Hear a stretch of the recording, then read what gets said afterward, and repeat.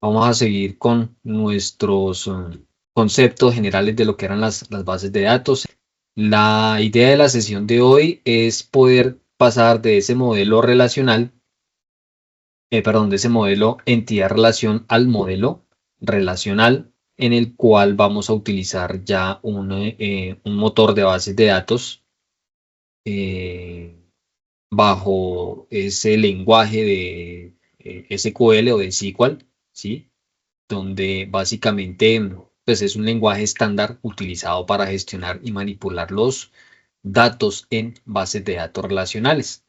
Este lenguaje SQL es implementado por casi todos los sistemas de gestión de bases de datos relacionales. Y pues MySQL no es la excepción. Sistemas como Postgres, sistemas como MySQL trabajan bajo este estándar. La idea es poder presentarles en las sentencias de consulta de datos utilizando no la línea de comandos, sino más bien la interfaz gráfica, en este caso, como les digo, de MySQL, que nos provee esa, esa capa para poder diseñar o para poder representar nuestro modelo entidad relación en un modelo relacional.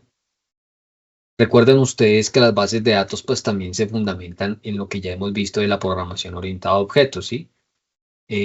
Donde aquí las bases de datos pues buscan es integrar los principios de esta programación orientada a objetos con el manejo de los datos propiamente dichos.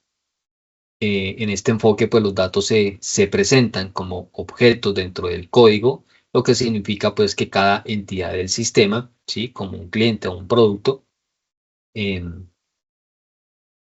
pueda ser modelado como una clase, ¿sí? Y sus atributos o propiedades y métodos y funciones que pues definen su comportamiento. Para iniciar con esta explicación, recordemos nosotros algunos conceptos propios de la programación orientada a objetos, de esos paradigmas, ¿sí? Como eran la abstracción, el encapsulamiento, la herencia, el polimorfismo, ¿cierto? Que nos permiten pues modelar objetos del mundo real a través de objetos y clases. En la abstracción recordemos que es uno de los pilares fundamentales de la programación orientada a objetos, ¿sí? En lugar de enfocarnos en las características particulares de un elemento, de un objeto, la abstracción nos permite pensar en ideas generales, ¿cierto? Si nosotros mencionamos o traemos a colación un ejemplo de animales, ¿sí? Si hablamos, por ejemplo, de un caballo o de un perro, la abstracción, como les digo, permite pues pensar en las ideas generales de ese caballo y de ese perro, englobando pues las propiedades y comportamientos comunes de todos los caballos, todos los perros, o bueno, en sí cualquier animal mm, de cuatro patas, ¿sí? Sin importar pues sus variaciones. Por ejemplo, cuando nosotros hablamos del caballo, no estamos pensando en un caballo de un color en especial o de una raza específica, sino es el concepto general de un caballo que tiene pues ciertos atributos como una edad, una altura, un color, ¿cierto? Y algunos comportamientos como pueden llegar a ser la de trotar o galopar, ¿sí? Eh, Comer, ¿cierto? Esta capacidad de abstraer nos permite trabajar con conceptos generales, haciendo que la programación sea más flexible y reutilizable. Hablamos también que la abstracción, pues, simplifica la complejidad del sistema, ¿cierto? Permitiéndonos pues centrarnos solo en los aspectos relevantes y olvidarnos de los detalles innecesarios, al igual que lo veíamos en los conceptos generales cuando veíamos la programación orientada a objetos. Recordemos también los conceptos de clases, de objetos, ¿cierto? las clases que actúan como esa plantilla para la creación de objetos, ¿sí? Y que define las propiedades, los atributos y los comportamientos, es decir, los métodos que pues caracterizan a los objetos de un tipo específico. Al encapsular los datos y funcionalidades relacionadas, esto permite la reutilización del código, ¿sí? La organización modular y la abstracción.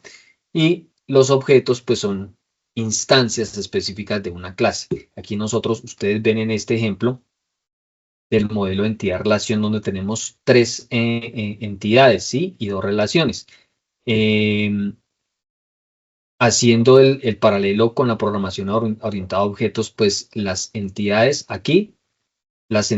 se comportarían como objetos en la programación orientada a objetos, ¿sí? Y los atributos, ¿cierto? Serían como esas características propias de esa programación orientada a objetos. Entonces aquí los objetos o las entidades son esas instancias específicas de una clase, ¿sí? La clase podría ser persona en este caso, ¿sí? Que se convierte pues en un cliente. Y los atributos, cada uno de los atributos propios de cada entidad son esas características o datos que describen el estado del objeto en el contexto determinado. Estos pues también a su vez se pueden representar desde valores simples como números o cadenas de texto hasta estructuras pues mucho más complejas como objetos u otros tipos de datos. De esta manera, entonces, recordemos que los atributos definen las propiedades de un objeto con los cuales se gestiona el estado del mismo. Si revisamos o analizamos más a profundidad este modelo de entidad-relación que tenemos acá, podemos nosotros observar que tenemos tres entidades, ¿cierto? La entidad cliente, la entidad producto y la entidad pedido, donde están relacionados mediante esta tabla pivote, que es la tabla o la entidad pedido, en la cual pues tenemos una relación entre cliente y pedido, ¿sí? Donde un cliente pues puede realizar pedidos y esos pedidos pues van a contener una serie de productos que van a conformar como tal ese listado que se va a llamar pedido. ¿Cómo pasamos esto? Pues es una gráfica, fíjense que esto está diseñado en Drayo. Aquí sencillamente es el análisis como tal de ese modelo entidad-relación, pero para poderla que cobre vida dentro de un sistema manejador de bases de datos, como les digo, que puede llegar a ser MySQL, que de pronto es como tal vez la curva, que tenga una curva de aprendizaje mucho más sencilla de estudiar. Yo ya tengo instalado la interfaz gráfica de MySQL, que es Workbench, ¿cierto?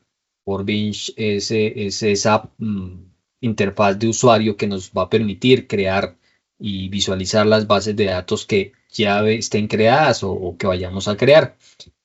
En primera instancia, bueno, él me crea aquí una conexión. Esto lo hace por defecto. Lo primero pues que nosotros debemos es ingresar y loguearnos. Esta contraseña, este usuario root que ven ustedes acá, ¿sí? Lo definimos en la instalación. El usuario él sí lo crea por defecto. El primero que él nos crea y que trae es por defecto. La contraseña sí nos va a permitir establecer una pues personalizada. Adicional a eso pues se pueden crear más usuarios con diferentes perfiles. Pero por lo general el usuario que se acostumbra a utilizar de manera genérica pues es el que viene ya con la instalación. Aquí vemos nosotros que ya hemos establecido esa conexión con la base de datos. Pudiésemos empezar a utilizar directamente nuestro lenguaje SQL para empezar a crearlas o poner las sentencias y crear nuestras entidades y con sus atributos y posterior a eso pues sus relaciones. Para eso, entonces, bueno, aquí vemos en la parte inferior, dentro de todo el entorno, ¿sí? Hay dos opciones donde tenemos el panel de administración y tenemos el panel de esquemas. Dentro de la jerga de MySQL Workbench, aquí digamos que las bases de datos las llama, les da ese nombre de esquemas. Por defecto, cuando se hace la instalación, si hemos elegido que instale también ejemplos, él nos presenta aquí dos bases de datos, bueno, tres bases de datos, una que se llama Shaquila, ¿sí? Otra base de datos que se llama Word, si nosotros desplegamos, vamos a ver las tablas. Esta, por ejemplo, tiene una tabla que se llama City, otra que se llama Countries, ¿sí? Ciudades, países y lenguas por ciudades. Esta primera Aquila, por ejemplo, también vemos que tiene unas tablas. Esta pues tiene muchas más, ¿cierto? Actores, direcciones, categorías, ciudades, países, bueno, diferentes tablas. Vamos a empezar desde cero. Vamos a crear nosotros nuestro primer esquema, nuestra primera base de datos basados en este modelo que ya previamente pues hemos nosotros estructurado, hemos diseñado. Tenemos entonces, vamos a insertar nuestra primera entidad, nuestra primera tablita. Entonces, estando aquí en la pestaña de esquemas, podemos hacerlo básicamente, bueno, pueden ser más formas de pronto a través del menú, pero rápidamente pues podemos hacerlo o bien a través de este acceso directo que es crear un nuevo esquema o sencillamente podemos dar clic derecho sobre este espacio en blanco, ¿sí? Y crear esquema. Como les digo, en bases de datos o más específicamente con Workbench, pues aquí las bases de datos las llama como esquema. Y aquí podemos nosotros colocar inicialmente el nombre de ese esquema o de esa base de datos. Por defecto, pues le coloca New Esquema. Nosotros podemos personalizarlo. Por ejemplo, vamos a decir que esto es una base de datos de ventas, ¿sí? Y le damos ese nombre de la base de datos. A veces ya por cuestiones de llamarlo de una manera más directa, pues se suele acompañar el nombre de la base de datos con esas dos letricas BD, ¿sí? Para decir que es una base de datos ventas. Algo también aquí que hay que tener siempre en cuenta es que no pueden existir espacios entre las palabras, ¿sí?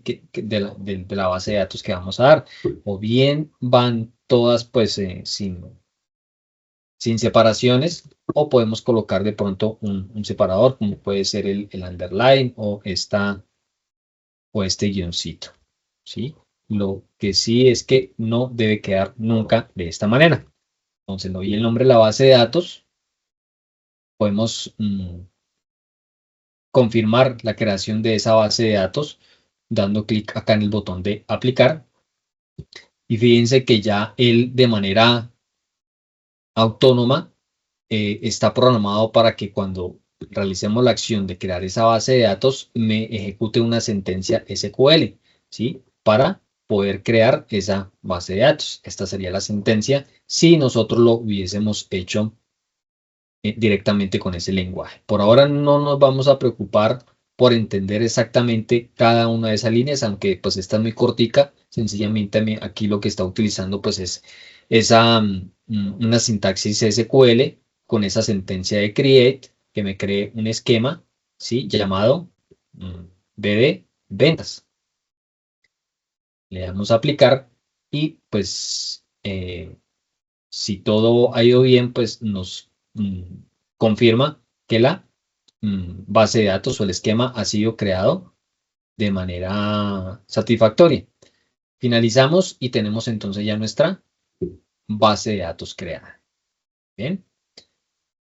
Luego que tenemos la base de datos, sí podemos empezar a crear nuestras tablas. Entonces, para crear la tabla, lo mismo. Lo puedo hacer aquí a través de este acceso directo o sencillamente, bueno, si desplegamos aquí, como tal, existe aquí un apartado que dice tablas, pero está vacío. Dando clic derecho, ahí sí seleccionando la base de datos, porque si yo doy clic sobre esta, pues la tabla me la va a crear sobre ese esquema, ¿no? Entonces debemos tener cuidado dónde vamos a dar ese clic derecho en la base de datos, la cual vamos a utilizar, no sobre la base de datos, porque me cambian las opciones. Aquí donde dice Tables, le damos clic derecho y ahora sí, crear table o create table. Lo mismo, por defecto coloca esta palabra, el nombre de new table, pero aquí nosotros la vamos a personalizar, ¿sí? Según nuestro modelo. En el modelo me dice que nuestra primera entidad se llama cliente. ¿Listo? El resto de opciones podemos dejarlas por defecto, ¿sí? Como puede llegar a ser la configuración regional y cosas por el estilo.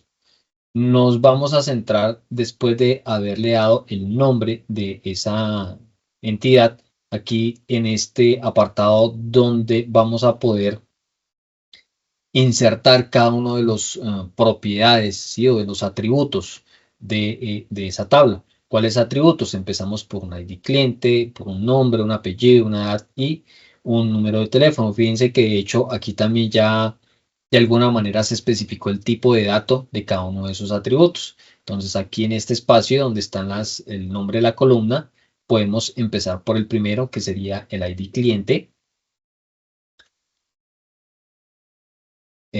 La misma explicación, aquí pues no pueden ir con espacios. Si queremos tener algún tipo de separación entre palabras, pues debemos utilizar el underline o el guioncito.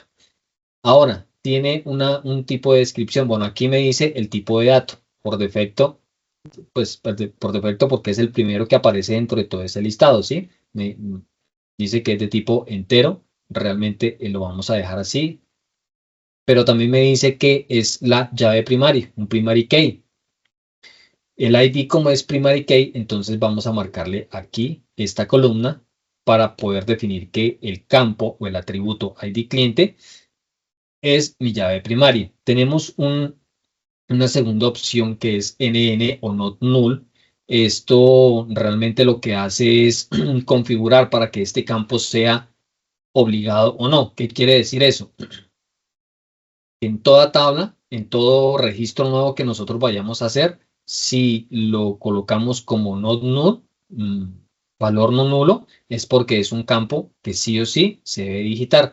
Y como es una llave primaria, por consiguiente, debe como tal estar configurado como not null. Tenemos aquí otras opciones, como puede ser el índice único, ¿sí? Tenemos aquí otra opción donde dice que es una columna binaria, donde dice que es un tipo de dato sin signo, que, bueno, que las columnas pueden tener valores cero o que puede ser o no autoincrementable. Como es un ID, por lo general marcamos también esta columna para que cada vez que se cree un nuevo registro, automáticamente pues vaya sumando ese ID, como tener aquí el número 1, luego estaría el 2, el 3 y el 4, ¿sí? Por cada uno de esos registros. Y la última que me dice que es pues para generar columnas, tampoco la vamos a tener en cuenta en este momento. Generalmente están estas dos primeras y autoincrementable cuando se trate de el ID que me está identificando como tal esta, esa entidad. El siguiente campo, ¿cuál es? Vemos acá que dice nombre. Entonces podemos pasar aquí al segundo y colocamos esa etiqueta. Me dice que es de tipo varchar. Listo, aquí dice varchar. Bueno, aquí hemos definido que eran de 25 caracteres. Podemos perfectamente modificarlo. ¿Sí? Está aquí dentro de todo el listado. Hoy varchar y el tamaño del campo. Esto no es llave primaria. Dice que de hecho el modelo ya no me dice que es llave primaria. Podemos configurarlo como que sea un campo obligado, es decir, que cada vez que se cree un nuevo cliente, ¿cierto? Pues este campo no puede quedar vacío. No va a ser autoincrementable, pues de hecho ni siquiera es numérico, ¿sí? Es una cadena de texto y ya lo podríamos dejar por ahora de esa manera. Luego tenemos apellido, este también es varchar, el tamaño del campo es de 25 y pues también va a ser un campo obligado, no puede quedar vacío. Luego tenemos la edad. Edad dice que es un valor numérico de tipo entero. La edad, pues digamos que en este caso sí podríamos optar por que no sea un campo obligado, es decir, que este campo sí puede quedar vacío. Aquí esta última columna, pues es un valor que podemos colocar nosotros por defecto. Entonces, si queda el valor vacío o si queda este campo vacío, podemos colocar, por ejemplo, un valor genérico, un valor que quede por defecto, pues como para que quede almacenado de esta manera en la base de datos. Y por último tenemos teléfono. Teléfono, bueno, aquí si bien es cierto, dice que es un valor entero. Entonces, sí, pues un número telefónico pues es un número bastante grande. Lo más sugerible es que seleccionemos este tipo de dato como double, ¿cierto? Aquí podemos decidir si es un campo obligado o no. Y ya pues con eso tendríamos todos los atributos propios de esa entidad, ¿sí? Cuando tenemos ya adicionados los diferentes atributos, procedemos a darle clic entonces aquí en esta opción, en este botoncito que dice aplicar. El mismo procedimiento, él crea directamente pues toda la sentencia SQL, ¿sí? Donde pues básicamente está diciendo crea una tabla en el esquema base de datos que se llame cliente, el cual va a tener un campo que se llama ID cliente, nombre, apellido, edad, teléfono, y pues cada uno de esos atributos tiene sus propias características. ¿Listo? Y le va a asignar el primary key al campo que se llama ID cliente. Le damos a aplicar. Si todo está de manera correcta, pues no nos va a saltar ningún error, sino sencillamente pues nos dice que todo se ha creado de manera satisfactoria. Finalizar, ya tenemos entonces la primera tablita creada directamente en el gestor de base de datos. De hecho, pudiese crear aquí uno más. Por ejemplo, no sé, aquí pudiésemos decir que es dirección, ¿cierto? Ya después de haber creado la base de datos. Esto puede ser varchar también. Coloquémoslo aquí un tamaño también de 25 o de 30. Listo. Creemos nuestra segunda entidad, que es producto. Lo mismo, clic derecho. Fíjense que si ya despliego acá, ya tengo la tabla que acabamos de crear, ¿no? Luego, clic derecho, crear tabla. El nombre de la tabla, en este caso se llama producto. Y tiene unos campos, unos atributos. El primero dice que es ID producto, que es la llave primaria, que es un valor requerido y que va a ser también autoincrementable. Luego tenemos el nombre del producto. Ese nombre también dice que es de tipo varchar. Aquí dice que el campo es de 30 y que va a ser campo obligado. Luego tenemos la descripción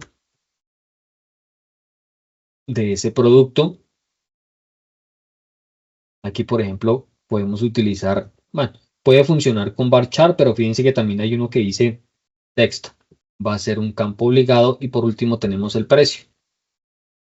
Aquí hay algo para tener en cuenta. Nosotros, pues digamos que en Colombia, pues no manejamos centavos, ¿cierto? Es decir, que los valores siempre son redondos. 50 pesos con 25 centavos para que tenga decimales. Pero si fuese una base de datos en la cual sí maneje decimales o que esté pues con otra moneda de otro país, en dólares, por ejemplo, pues lo más conveniente sería utilizar este tipo de campo decimal, ¿no? Aquí podemos utilizar entonces un valor double también, que es un valor pues que admite, o un tipo de dato que admite valores grandes. Y en este caso sí vamos a decir que sea obligado, ¿sí? Digamos que esas son las condiciones. Cuando se crea un producto debe tener nombre, descripción y precio. Ninguno de esos campos nos va a tener que quedar vacío. ¿Sí? Le damos aplicar, aplicar y listo. Ya tenemos entonces nuestra tablita, nuestra segunda entidad. Y nos quedaría la tercera, pedidos. Entonces, nuevamente, clic derecho, crear tabla. Se llama pedido. Esto tiene aquí un ID que se llama ID pedido, entero, es llave primaria, no es un valor, es un valor obligado y tiene que ser autoincrementable. Luego tiene el campo fecha, este es de tipo date, podemos decir que es campo obligado, y la cantidad. La cantidad podría ser entero y también es campo obligado. Listo. Hasta aquí serían los campos propios como tal de esta entidad. Ustedes dirán, pero el modelo me dice que tiene otros dos campos y que se comportan como llaves foráneas. Cuando nosotros necesitamos relacionar una entidad con otra, ¿cierto? Se debe hacer mediante un campo en común. En este caso vemos que tenemos la entidad cliente y la entidad pedido. Para poder relacionar estas dos tablitas o estas dos entidades, debemos garantizar de que exista un campo en común. Como la tabla pivote va a ser la tabla pedido, entonces el campo o más bien el atributo que ha sido designado en la primera tablita como llave primaria, lo voy a arrastrar hacia esa tabla pivote, pero se convierte en una llave foránea, un foreign key, ¿sí? Entonces, estos dos campos, ID cliente que me sirve para establecer esa relación entre la entidad cliente y la entidad pedido, y entre la entidad pedido y la entidad producto, utilizaría la llave primaria de esta entidad, ¿sí? Que la debo colocar dentro de la tabla pivote y ya se convertiría, o sea, pasaría de ser llave primaria en esta entidad a llave secundaria en esta segunda entidad. Entonces, hasta acá, digamos que tenemos las tres entidades, pero no están relacionadas, es decir, tendríamos algo así como esto. Nos faltaría poder establecer esa relación, pero directamente en nuestro motor de base de datos. ¿Cómo lo hacemos? Existe aquí dentro de cada una de las tablitas, ¿sí?, que nosotros hemos creado. Fíjense que en la parte de abajo existen unas pestañitas. La primera, que es la de columnas, es la que me permite pues crear o establecer esos atributos, ¿cierto?, de cada una de las entidades. Existe una que se llama index, que no, ya sí la vamos a utilizar, pero ya vamos a ver que de manera automática me aparece aquí el indexado después de que nosotros establezcamos cuál es esa llave foránea para poder entablar esas relaciones. Entonces, cuando pasamos a la tercera pestañita que dice Foreign Key, con base en lo que está establecido en el modelo entidad-relación, ¿sí?, de la tabla pivote, que es pedido, vamos a establecer entonces esos campos como llaves foráneas. Entonces me dice nombre de la llave foránea. Tiene que ser idéntico a como la nombramos. Bueno, en este caso que es la tabla cliente, ¿no? La forma como la hemos nombrado aquí en la tabla cliente. Se llama ID cliente de tipo entero. Entonces aquí colocamos ID cliente. Referenciamos la tabla que es cliente. Y aquí podemos nosotros entonces referenciar nuestra tabla pivote mediante pues el campo que está en común, que sería ID cliente. ¿Listo? Bueno, aquí estas opciones básicamente son cuando nosotros por alguna circunstancia nos vemos en la necesidad de actualizar o de eliminar algún campo, ¿sí? Como ya van a estar relacionadas, ya van a tener una relación de esas dos entidades, se debe garantizar que si elimino, por ejemplo, un pedido, se lo desvincule también de ese cliente, ¿sí? Lo mismo que si elimino el pedido, los productos que estaban relacionados acá, pues también tengan que desaparecer. Eso lo hago mediante estas opciones de actualizar. Por lo general se selecciona la opción de cascada y en delete también cascada, es decir, que inmediatamente elimine un registro en la tabla pivote, pues vaya y me lo elimine en en la tabla original. Veamos aquí aplicar, aplicar. Podemos observar que se creó como tal esa relación de manera satisfactoria. Pero bueno, dirán ustedes, y yo no veo la gráfica, yo hasta aquí no veo en dónde pueda estar ese modelo relacional, ¿sí? Una vez que nosotros ya sabemos que, de hecho, fíjense que aquí me lleva un historial de las acciones que hemos realizado, ¿cierto? La de crear un cliente, la de cambiar, bueno, en este caso era la de crear la tabla, la base de datos, crear la tabla cliente, luego las modificamos y creamos la tabla producto y la tabla pedido. ¿Listo? Cuando nosotros vamos aquí al inicio, aquí donde está la casita, tenemos aquí una opción que dice que pues tiene como el dibujito, el esquema pues de unas tablas con sus relaciones, ¿no? Cuando nosotros picamos acá, vemos que viene uno de ejemplo propio de esas tablas que ya vienen con la instalación de Workbench, ¿cierto? Que era la de Sakila.